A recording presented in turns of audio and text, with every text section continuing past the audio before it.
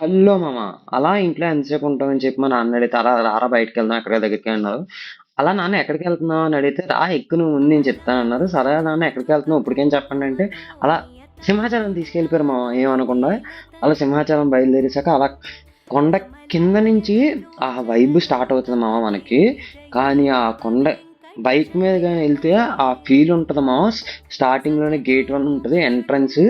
ఎంత అక్కడి నుంచి ఆ సన్నిధి ఆ ఆ వైబ్ స్టార్ట్ అవుతుంది మామ. ఇంకా అలా మా నాన్న హాయ్ చెప్పమంటే హాయ్ చెప్పారు. హాయ్ చెప్పిన తర్వాత ఇంకా అలా బండి బండి మీద కాబట్టి మనకి జస్ట్ ఎంట్రన్స్ ఫీజు ఒక 10 రూపాయలు ఉంటుంది అంతే, ఎక్కువ ఉండదు. అలా 10 రూపాయలు టికెట్ తీసుకొని బయలుదేరేసాం అనమాట సన్నిధికి ఆ స్వామిని చూద్దామని.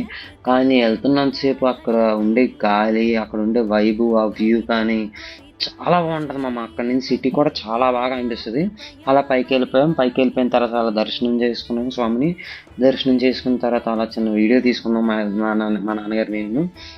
అలా తీసుకున్న తర్వాత ఇంకా చూపిస్తాను మీకు. ఇదే ఆ వీడియో. ఇంకా అలా వీడియో చిన్న తీసుకున్న తర్వాత స్వామి దగ్గర ప్రసాదం చిన్న తినేసి అలా మనీ రిటర్న్ అయిపోయాము. అలా వెళ్ళేటప్పుడు నీ చేతులతో ఒక సబ్స్క్రైబ్ కొట్టామా.